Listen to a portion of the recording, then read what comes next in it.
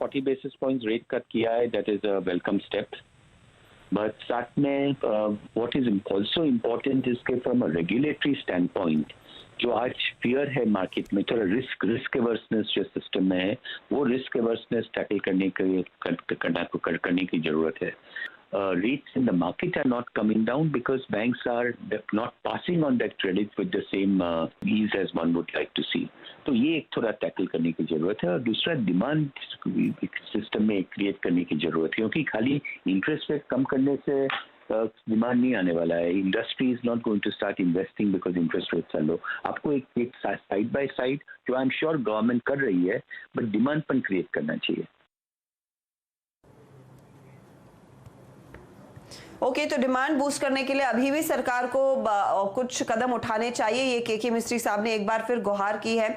Supreme industries के इस बीच numbers आ रहे हैं, उस पर एक बार नजर डाल लेते हैं। प्रॉफिट थोड़ा सा कम हुआ है, लेकिन 117 करोड़ पर आया। कंसोलिडेटेड आय में भी हमने देखा है 1430 करोड़ का आंकड़ा नजर आया है, ये भी कुछ कम हुआ है क्वार्टर ऑन क्वार्टर। हालांकि इबिटा में थोड़ा सा प्रदर्शन बेहतर है, 273 करोड़ का इबिटा कंपनी ने पोस्ट किया है, और सुप्रीम इंडस्ट्रीज उस बेसिस पर करीब करीब 2% ऊपर है। गाबा साहब, स्टॉक पर नजर गई है कि आपकी सुप्रीम इंडस्ट्रीज? अब देख लेते हैं सुप्रीम में। सुप्रीम इंडस्ट्रीज से मुझे लगता है कि थोड़ा ऊपर नजर आता है, लेकिन थोड़ा risky trade on the long side. Basically move down है, 2-3 दिन का जो है ये थोड़ा रिएक्टिव अप नजर आता है, और अपोजिशन में थोड़ा सेलिंग भी है, दैट इज अवॉइड करें तो अच्छा है। ओके, तो आपकी टिप्पणी से मैं यही समझ रही हूं, किसी के पास है तो मौका है एग्जिट करने का। इस बढ़त में करीब 16 रुपए ऊपर है शेयर, आपको मौका दे रहा है एग्जिट करने का।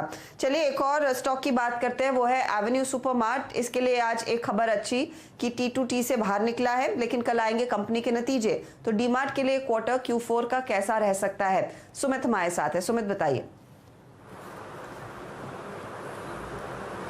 शुक्रिया अर्शिता। देखिए, on a face of it तो ये नंबर ठीक लग रहा था पहले कि अच्छे ही नंबर आएंगे, कि लगातार इनके स्टोर चलते रहे हैं लॉकडाउन में भी, लेकिन ऐसा नहीं है। करीब करीब 50% स्टोर कंपनी के बंद रहे हैं इस क्वार्टर के अंदर, तो उसका इम्पैक्ट सीक्वेंशियली इनके ऊपर आता हुआ दिखाई पड़ेगा।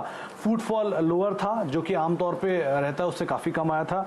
इसके अलावा ये मेनली ग्रॉसरीज बेच रहे थे। करीब करीब 71% हिस्सा जो होता है वो फूड्स और FMCG बिजनेस से होता है इस पूरे स्टोर का। तो ऑलरेडी स्टोर में फुटफॉल कम, और उसमें भी पूरा माल जो है वो नहीं बिक रहा है, तो उसका इंपैक्ट आता हुआ दिखाई पड़ेगा।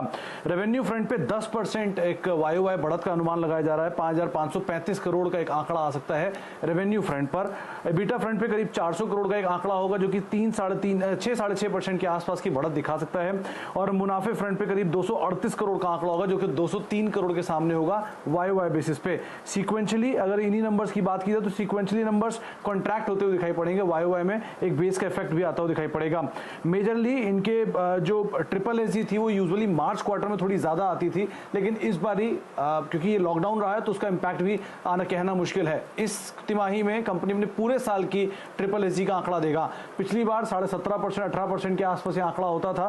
नजर रखनी होगी किस तरह का आंकड़ा मैनेजमेंट इस बारी SSSG के तौर पर देता है। इसके अलावा हो सकता है कि इनकी जो कमेंट्री हो गोइंग फॉरवर्ड वो थोड़ी सी बेरिश आते हुए दिखाई पड़े, उसके ऊपर नजर रखनी होगी। और रेंटल एक्सपेंस को लेकर, क्योंकि जुबिलेंट ने भी अपनी रेंटल एक्सपेंस को लेकर काफी कुछ कहा था, उसको लेकर कंपनी किस तरह की टिप्पणी करती है वो एक चीज होगी जिसके ऊपर मैनेजमेंट को मतलब जिसके ऊपर नजर रखनी होगी। और साथ साथ बल्क ऑर्डर्स को लेकर क्या कमेंट्री आती है, ये दो चीजें जो ब्रोकर्स ने काफी हाईलाइट की है, इनके ऊपर नजर रखें आप। शुक्रिया सुमित इस अपडेट के लिए। और स्टॉक पर एक बार नजर डाल लेते हैं, फिर ब्रेक की तरफ बढ़ेंगे। मार्केट तो कोशिश कर रहा है कि करंट लेवल्स 9000 को टिका कर रखे।